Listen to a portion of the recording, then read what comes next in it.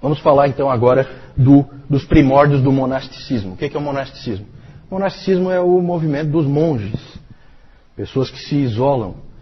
Esse mono, ficar sozinho, ficar isolado, é o monasticismo. Aqui nós vamos falar de algumas figuras bastante estranhas, esquisitas, radicais. Isso aí vem, evidentemente, nós sempre temos que associar uma coisa na outra, essas coisas não são independentes, tá? O monasticismo, ele vem por quê? Ele vem porque a igreja, na cabeça de muita gente, tornou-se completamente mundana e deixou de ser igreja. O nominalismo levou à radicalização de algumas pessoas. Primeiro porque você não tem mais martírio. E algumas pessoas sempre quiseram ser martirizadas. Nós já falamos sobre isso domingo passado. Sempre tem aquele suicida, né, João? Então é complicado.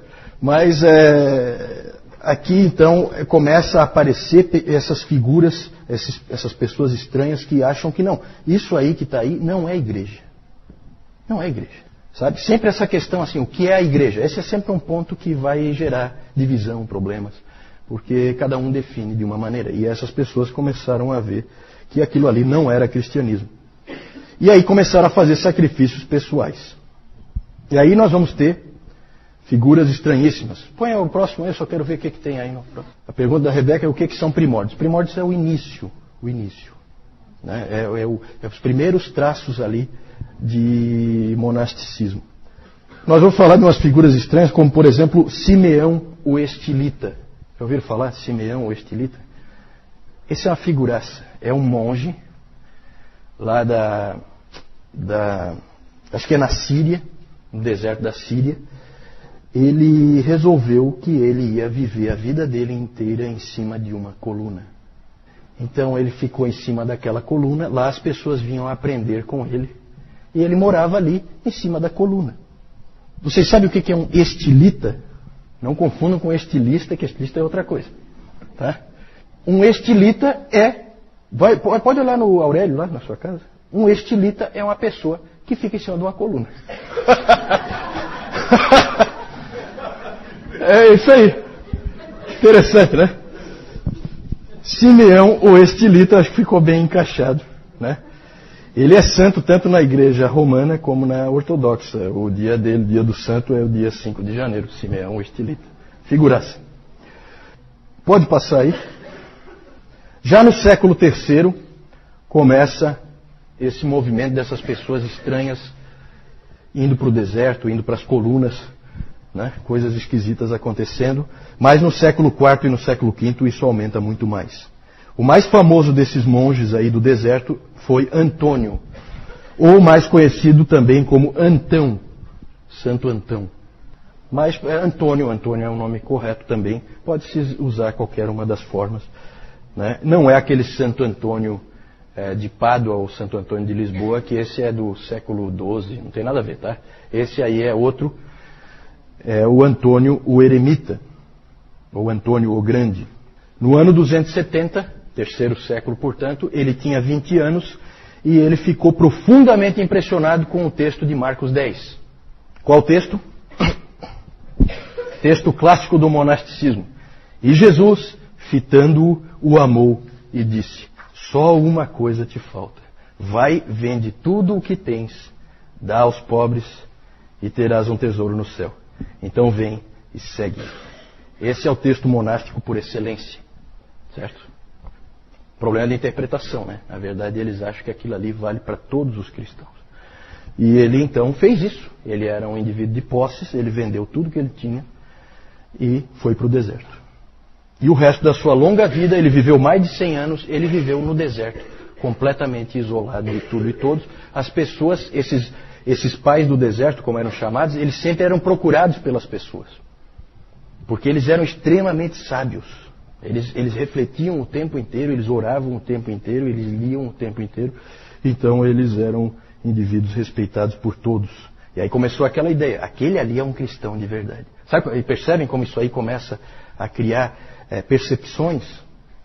Certo? Que vai influenciar depois a história da igreja. Por isso que esse é primórdios do monasticismo. Porque nós não podemos aqui, nessa época, quarto, quinto século, dizer que não, o monasticismo é aqui. Não é.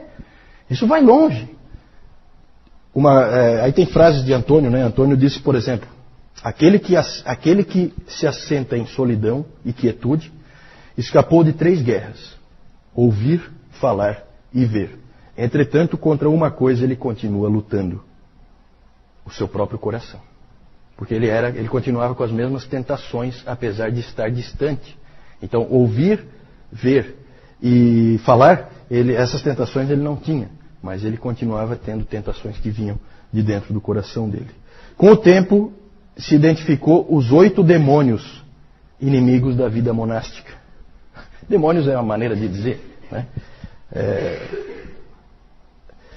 Glutonaria, pensamentos sexuais, amor ao dinheiro, tristeza, ira, preguiça, vanglória e arrogância. Mais tarde isso aí foi adaptado e passou a ser os chamados 7 pecados capitais. Por que capitais, hein? O que significa capital? Principais? Não, mortais. Mortais. Né? Os 7 pecados capitais. Até hoje tem essa crença aí, né, em toda a estrutura do catolicismo romano, de que você tem os pecados veniais e os pecados mortais. Veniais são pecadinhos, assim, para eles, né? Que não são mortais. Estranho. Isso aí não tem base bíblica nenhuma. Cada um crê como quer. Interessante, gente, que nesse tempo, com os pais do deserto, e o Antônio foi o principal deles, mas houve muitos outros, com os pais do deserto, no Egito, chegou a haver fenômenos interessantes, como o fato das crianças brincarem, em vez de mocinho e bandido, sabe aquela brincadeira de mocinho e bandido? Eles brincavam de monges e demônios. Então, um garoto se vestia lá de monge e os outros ficavam lá espizinhando o garoto, tá? Né? Que eles eram os demônios. Isso aí ficou uma coisa forte ali naquela cultura. Começaram a aparecer histórias extravagantes de todo tipo a respeito desses pais do deserto. Uma história interessante é a história de que uma vez porque daí as pessoas lá, os cristãos do mundo, vamos chamar assim, eles iam para o deserto encontrar esses caras, né? Eram sábios e tal. E aí, uma vez um desses foi no alto de uma montanha, que tinha um que estava lá no alto da montanha. E subiu aquela montanha e era difícil e tal, e encontrou com ele. E aí o eremita lá perguntou para ele: como é que estão as coisas lá embaixo no mundo? As pessoas têm fé suficiente para dizer a este monte: ergue-te e lança-te no mar? Ele perguntou para o carinha que vinha lá de baixo.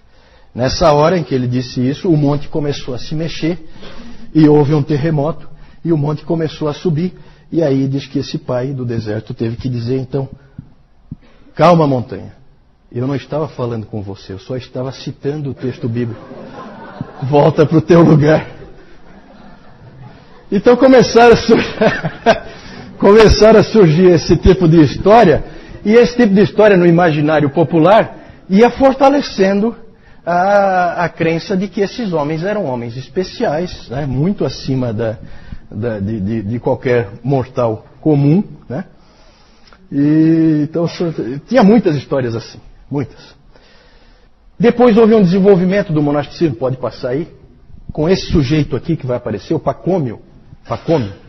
Esse Pacômio criou um tipo de monasticismo diferente, que é meio contraditório, porque ele criou o monasticismo cenobita. O monasticismo cenobita é o monasticismo de pequenos grupos, também conhecido como monasticismo da vida comum. Então, pequenos grupos de monges vão para o deserto, mas agora não é eremita, não é sozinho. E o Basílio de Cesareia, que nós vamos falar mais para frente, que era um dos pais capadócios, ele apoiou muito esse modelo de monasticismo cenobita, de pequenos grupos de monges. Porque ele dizia o seguinte: não adianta você ser humilde e não ter com quem exercer essa humildade. Jesus, quando lavou os pés, precisava lavar os pés de alguém, não adiantava lavar o seu. Então o Basílio argumentava que o monasticismo tinha que ser desse modelo, e não do modelo do Antônio. E realmente foi esse modelo que acabou prevalecendo. Eu só queria fazer a observação também de que não eram só homens que se tornavam monges, tá? Mulheres também se tornavam monges. A irmã de Antônio também se tornou, é o que nós chamamos de freira, né? Ela também se tornou, a irmã de Antônio tornou-se freira, e a irmã de Basílio e do Gregório de Nissa, a Macrina, também se tornou freira, se isolou do mundo para viver uma vida de contemplação, que era o ideal monástico. No Oriente, e aí já começa assim a ser um pouco diferente, aquela pergunta da Jussara, né? Já ficou um pouco diferente. As coisas no Oriente e no Ocidente sempre são um pouquinho diferentes. O monasticismo no Oriente sempre era mais radical. Quanto mais para o Oriente você ia, mais maluco você encontrava. Né? Gente do tipo do Simeão o Estilita. Né? Era gente acorrentada em pedra. Todo tipo de doido. Gente que se flagelava. Então esses doidos tinha por todo canto, especialmente no Oriente. No Ocidente não era tão comum. O estranho nisso tudo é que esses monges os monges do Oriente tinham um espírito missionário muito forte. Muitas vezes o padrão do Oriente era um padrão interessante. O indivíduo ele se tornava um monge, mas diferente do monge do Ocidente, ele acabava voltando.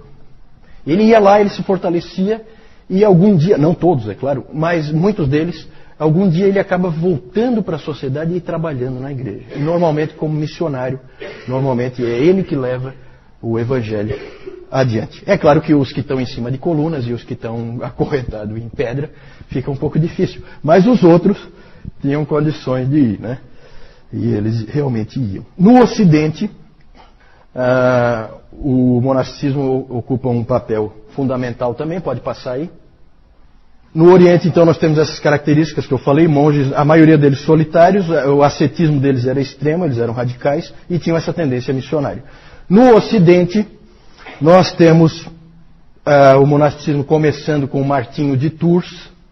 Esse Martinho era um soldado e ele, uma vez cavalgando, ele encontrou no caminho um mendigo que estava congelando de tanto frio. E o Martinho se condoeu dele e, já que ele também estava com frio, ele então resolveu pegar o agasalho dele e pegou uma espada e cortou o agasalho em dois. Ele ficou com uma metade e deu a outra metade para o mendigo. Naquela noite ele teve um sonho em que ele sonhou com Jesus Cristo vestindo aquela metade que ele tinha dado para o mendigo. Aquilo produziu, e agradecendo a ele. E aquilo produziu nele um efeito tremendo. Marcou a vida dele, aquele sonho que ele teve.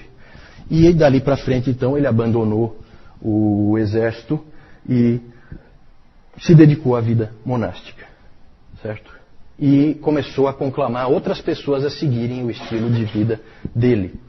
E aí no sul da França ele começou então a criar vários mosteiros, onde então iam se juntando cada vez mais monges. Mas claro que o indivíduo mais importante no monasticismo ocidental é Benedito de Núrcia.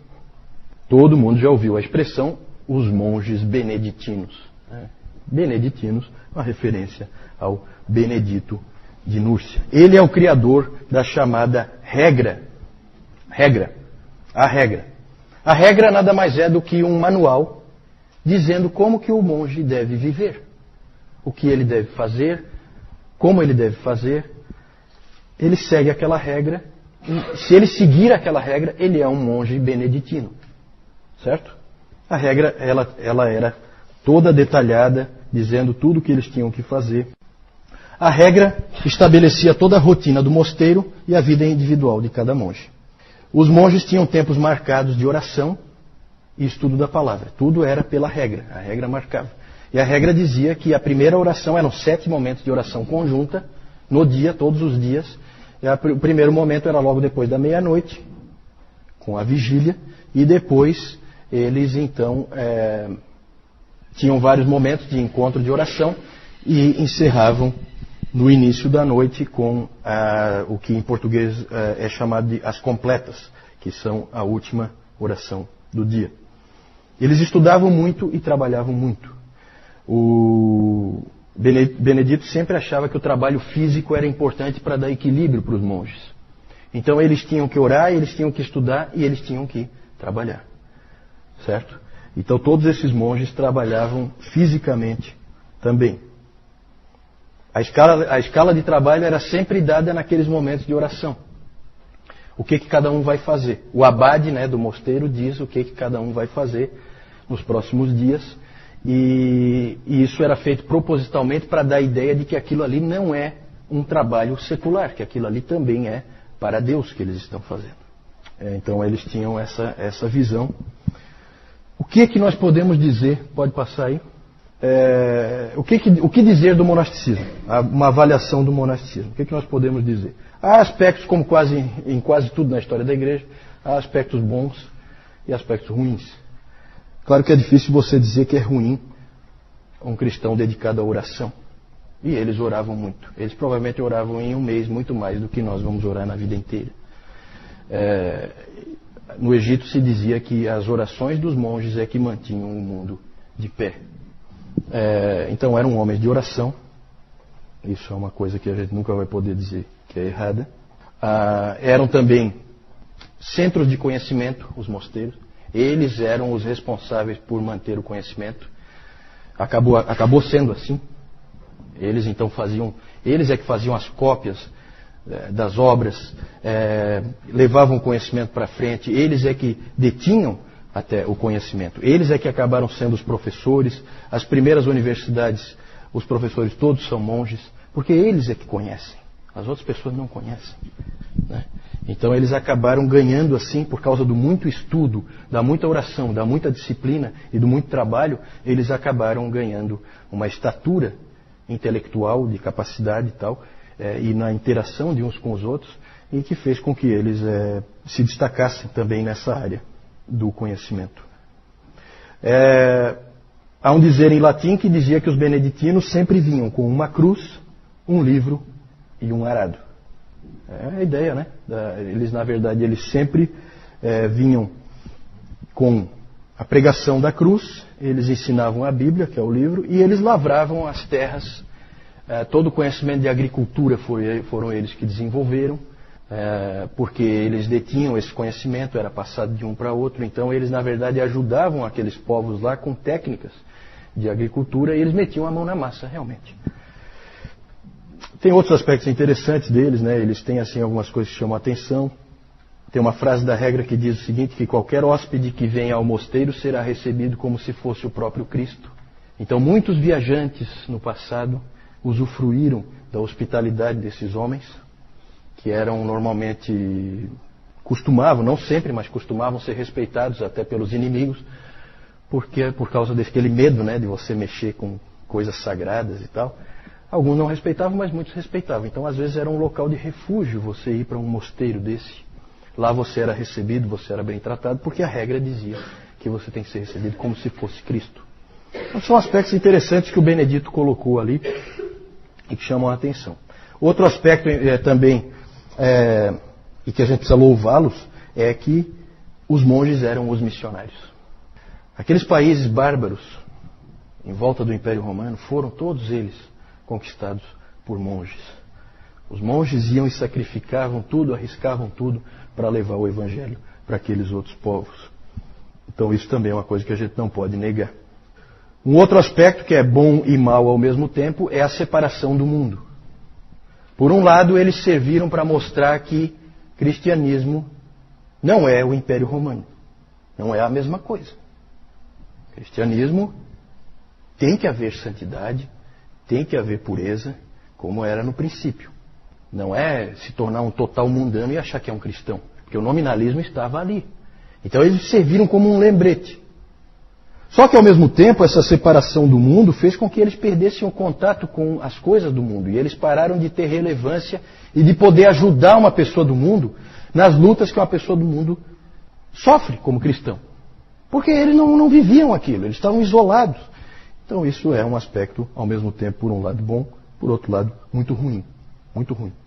Mas o maior problema do monasticismo, o mais grave talvez, é que ele criou o cristianismo de 2 níveis. Esse é péssimo. Você, inclusive, começou a haver o uso do termo, aquele indivíduo é um religioso. Religioso não é eu e você. Religioso é o monge, é o padre. Nós não somos religiosos, nós somos do mundo. Né? Então você tem um cristão de primeira classe e um cristão de segunda classe. Isso é muito ruim. Isso aí os reformadores lutaram com unhas e dentes contra isso aí. Inclusive o Lutero, que era um monge. Né? Então É interessante esse aspecto. Cristianismo 2 níveis, péssimo. Outro problema.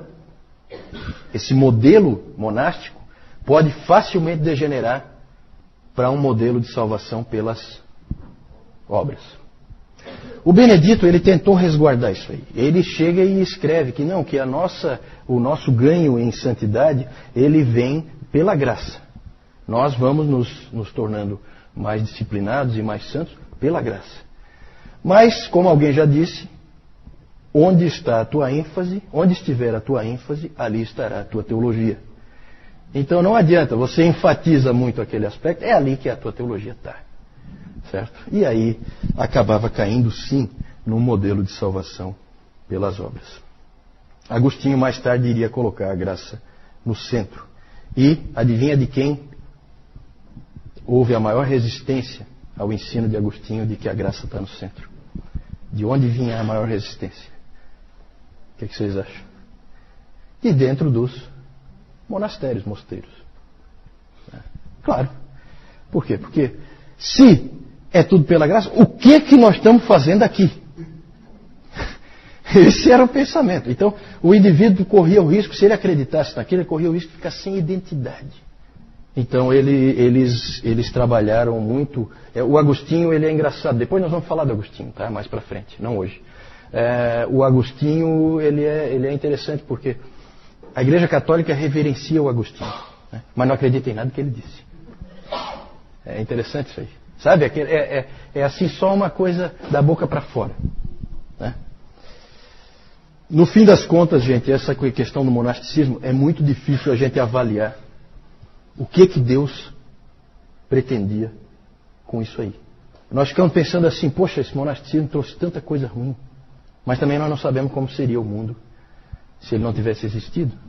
Então, cuidado, a gente não consegue interpretar a providência de uma maneira satisfatória. É sempre difícil, certo? Será que você deixar o Eusébio ficar dizendo que Constantino é o representante de Deus na Terra e não haver nenhum contraponto a isso, vocês acham que isso aí acaba bem? Ou nós precisávamos de um contraponto que depois ia se acertar? Eu gosto muito de pegar os monges, que eu acho que eles estão muito errados, mas eles têm muitas coisas interessantes e ênfases interessantes. Eu acho muito interessante aquela frase do J.I. Packer, que os puritanos são os monges que acertaram. E os puritanos foram os monges que ficaram no mundo e aprenderam a viver ali. Certo? Isso é interessante. Isso é para reflexão. Mais tarde nós vamos falar dos puritanos, né? Mas é interessante isso aí. Uma coisa leva a outra. Gostaria de ir adiante. Pode passar? Vou só mostrar aí as figurinhas. Aí nós temos umas figuras do Antônio Eremita. Então ali os 8 demônios atacando ele. Não sei se dá para ver direito aí. Claro que são obras artísticas. Aqui ele sendo atacado por um outro demônio. Sempre tem essa noção de que ele está sendo atacado. E ali uma outra figura dele também. Pode passar? Aí ó, Simeão o Estilita. Esse aí é uma figuraça. Em volta do lugar onde ele ficava foi construída uma igreja, certo? Que hoje está em ruínas.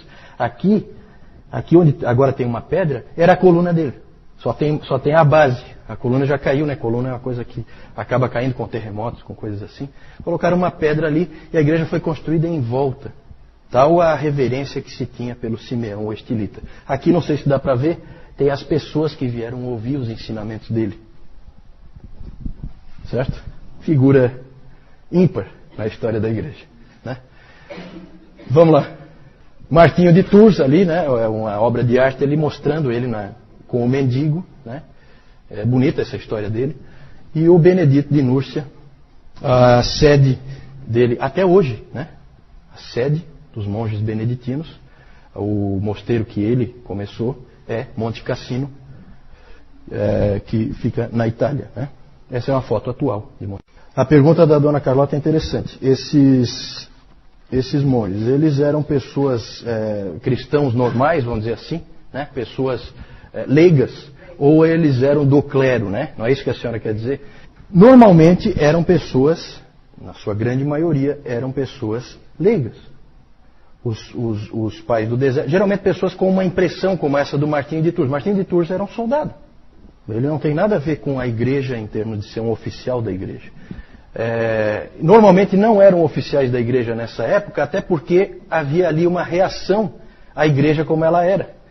Então eram pessoas que não gostavam da cara que a igreja tinha agora. Certo? Depois, sim. Depois, o próprio Martinho de Tours, ele acabou sendo nomeado depois, então a coisa vai pelo caminho inverso. Ele acabou sendo nomeado bispo de Tours, mais tarde. Né? Mas primeiro ele se tornou monge. E aí depois ele acabou sendo nomeado bispo de Tours. Esse Benedito eu não... O Benedito, eu não sei bem a origem dele, tá? Eu vou dar uma investigada para a senhora. Eu não sei bem a origem do Benedito. Ele é de uma época posterior. A regra é que nós estamos encaixando aqui porque é o início do monasticismo. Mas o Martinho de Tours veio antes. O Benedito é posterior. Ele escreveu a regra no ano 540. Isso já é século VI. Né? Então já é um pouquinho depois. Nós estamos avançando um pouquinho aí só para ficar dentro do mesmo